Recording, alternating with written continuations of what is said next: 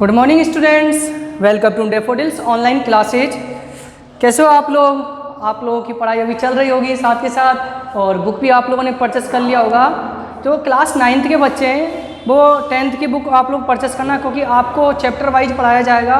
ठीक है, इतने दिन से मैं क्या कर रहा था, आपको जो 8 या 9 वीडियो लेक्चर मिले हैं उसमें से मैं आपको कोई टॉपिक उठा लेता था, उसके बारे में समझाता था। ठीक है, लेकिन कई प्रॉब्लम्स इसमें कई बच्चों की ये आ रही थी, तो उनको बीच में से लग रहा था। ठीक है, मेरे को कंप्लेन भी आएगी कि बच्चे शुरुआत से पढ़ना चाह रहे हैं चैप्टर वाइज, तो उसी को देखते हुए हमने डिसाइड किया है कि आपको अब ऑफलाइन क्लास में कैसे करते थे हम लोग। आप लोग बेंचों पे बैठे रहते थे बच्चों के साथ, और मैं यहाँ क्लास में आता था। बुक आपको रीड करने के साथ साथ जो भी टॉपिक है बोर्ड पे आपको थ्योरेटिकली न्यूमेरिकली जो भी बेस्ड था मेरा समझाने का, वैसे ही मैं आपको समझाता था।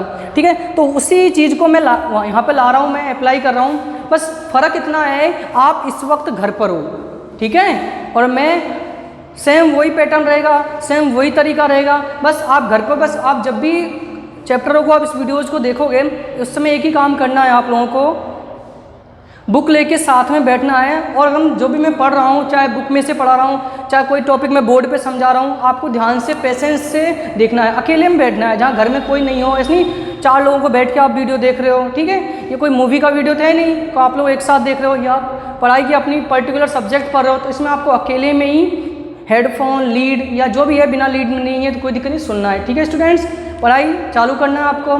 तो मैं करूँगा क्या, 10th के बुक चालू कर रहा हूँ मैं, इसमें चैप्टर फर्स्ट से ही मैं यहाँ पर चालू करूँगा मैं यहाँ पर, और पेज बाई पेज पढ़ाऊँगा मैं। ठीक है, तो उससे पहले मैं थोड़ा बहुत आपको 10th क्लास की साइंस की बुक में इंट्रोडक्शन दे देता हूँ। ठीक है स्टूडेंट्स, तो थोड़ा सा अपन समझने की कोशिश करते हैं। ठीक है, तो अपन समझने की कोशिश करेंगे। तो 10th क्लास में अब साइंस टेक्स्ट बुक्स चलती है।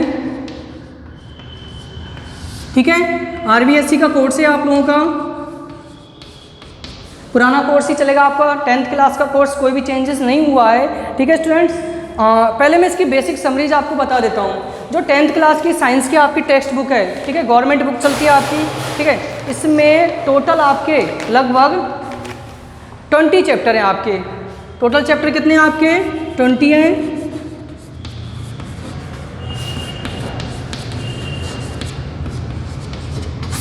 ठीक है स्टूडेंट, आपके चैप्टर कितने टोटल? 20 है। इसमें से जो साइंस की मेनली कुछ ब्रांचेज में, साइंस जब आप नेक्स्ट 11th 12th में जाओगे तो आपको वहाँ पे सब्जेक्ट पर चूज़ करना पड़ता है। कुछ फिजिक्स, केमिस्ट्री, बायो वगैरह वगैरह, ऐसे आपको परचेस नहीं, सब्जेक्ट का ग्रुप चूज़ करना पड़ता है आपको, फिजिक्स, केमिस्ट्री, और थर्ड आपका बायो होता है। ठीक है स्टूडेंट्स, इसमें जो मेनली अपनी साइंस में 20 चैप्टर है, तो इन 3 पार्ट्स में इसको डिवाइड किया गया है। ठीक है, कुछ फिजिक्स के चैप्टर हैं, कुछ केमिस्ट्री के चैप्टर हैं, कुछ बायो के चैप्टर हैं। ओके स्टूडेंट, इनका जो नंबर का वेटेज रहता है वो भी सबका अलग अलग है। वेटेज से मेरा मतलब हुआ नंबर का जो अंक भार है, कितने नंबर का आपका बोर्ड में क्वेश्चन आएगा, सबका अलग अलग है। ठीक है, टोटल आपका बोर्ड में 80 नंबर का पेपर आता है, रिटर्न पेपर आपका 80 का रहेगा आपका, और 20 नंबर आपके सेशनल रहते हैं, यानी टोटल आपका क्या हो जाएगा? 100। अब इसमें क्या किया गया है, 80 नंबर में हर चैप्टर बाई चैप्टर उसका नंबर वेटेज या अंक भार दोनों ही फिक्स किया गया है। ठीक है, जैसे आपका कुछ चैप्टरों के बारे में आप बोल देता हूँ मैं आपसे।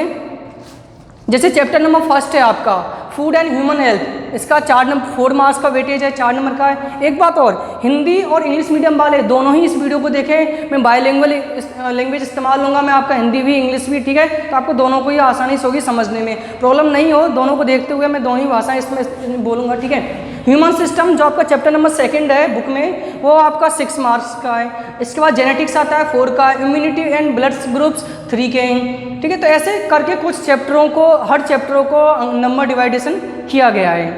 अब इसी के अकॉर्डिंग हम लोग पूरा साल भर ऐसे पढ़ाई करेंगे कि किस चैप्टर में से 1 लाइनर क्वेश्चन आता है, किस चैप्टर में से 2 लाइनर आएगा, किस में से लॉन्ग क्वेश्चन आते हैं, किस में सबका डायग्राम आएगा, किस में से न्यूमेरिकल्स आएंगे। हमारा जो बोर्ड के अकॉर्डिंग हम चलेंगे। ठीक है, कि अपना कि नंबर भी अपने बोर्ड में मैक्सिमम से मैक्सिमम अपन स्कोर कर सकें, साथ के साथ आपको परेशानी भी नहीं होगी क्या लर्न करना है, किस चैप्टर में से कौन सा जरूरी है या नहीं है। ठीक है, तो ये आपके कुछ थे चैप्टरों में। अब मैं स्टार्टिंग आज से मैं आपका चैप्टर नंबर 1 करूँगा, फूड एंड ह्यूमन हेल्थ।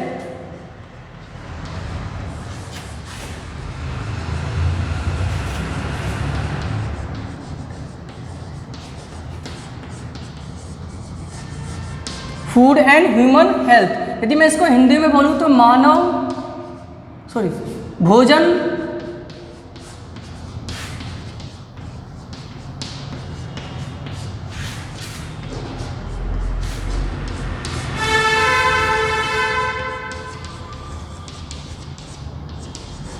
और मानव स्वास्थ्य। ठीक है, नाम से क्लियर हो रहा है। हम इस चैप्टर का जो मेनली अपना पॉइंट रहेगा, हम भोजन के बारे में पढ़ेंगे, कौन कौन से हमें भोजन लेना चाहिए, कौन से हमारे हेल्थ के लिए हार्मफुल होते हैं, किसकी कमी से कौन से डिजीज हो जाते हैं, और हमारे स्वास्थ्य के बारे में हेल्थ रिलेटेड चीज़ों को यहाँ पर हम पढ़ने की कोशिश करेंगे। मैं यदि इस चैप्टर की बात करूँ आपसे, तो ये आपका 4 नंबर का चैप्टर है। ठीक है, और ये बायो से रिलेटेड चैप्टर है। ओके स्टूडेंट्स, हालांकि कुछ फिजिक्स के भी है इसमें, केमिस्ट्री का भी है, बायो के भी है। अभी हम जिस चैप्टर के बारे में पढ़ेंगे या समझेंगे वो आपका बायो से रिलेटेड चैप्टर है, और हम बॉडी पार्ट्स के बारे में, बॉडी में कौन कौन से वगैरह कई सारी चीज़ों को यहाँ पर पढ़ने की हम कोशिश करेंगे।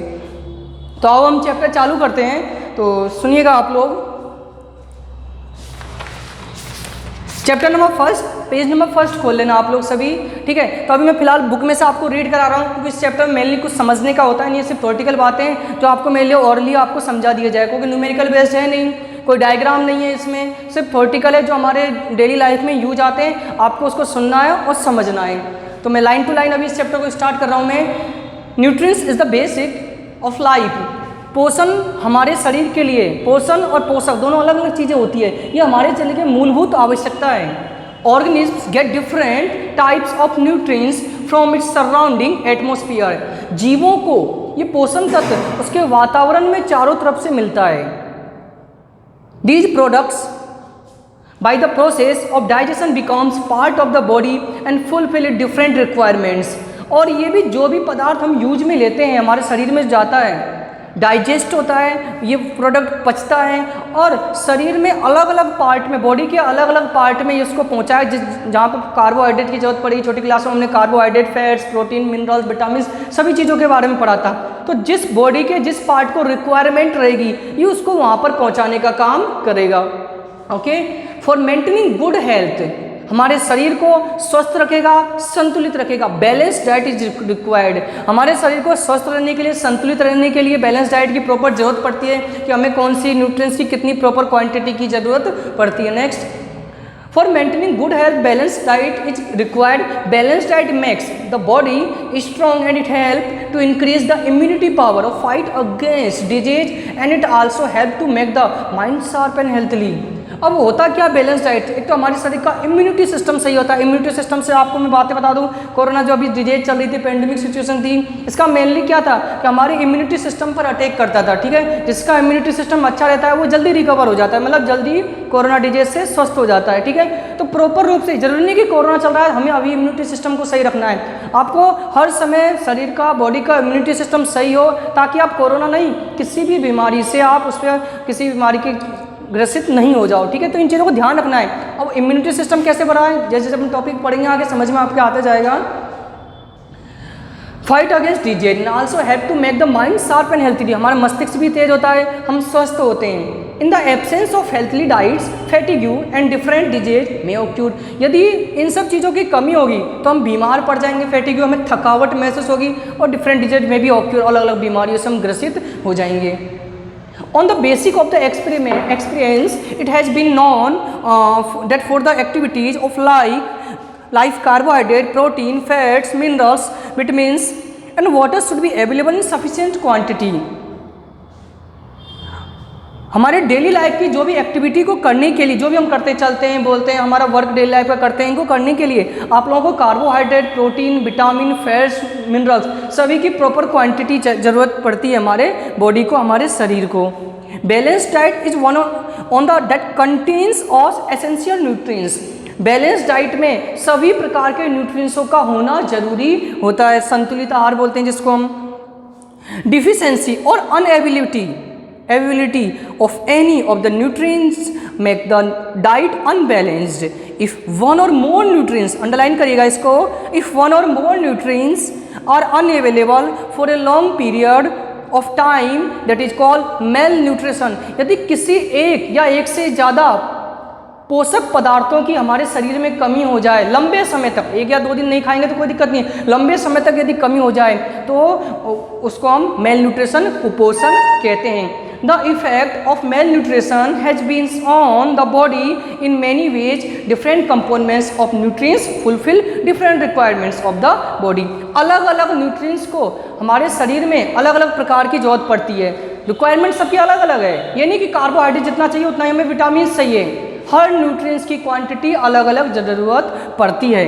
This that is clear that if any nutrients is absent in diet that the corresponding work done the nutrients will not be done. स्पष्ट है, यदि किसी भी न्यूट्रिएंट्स की हमारे शरीर में कमी हो जाएगी तो हम बीमार पड़ जाएंगे।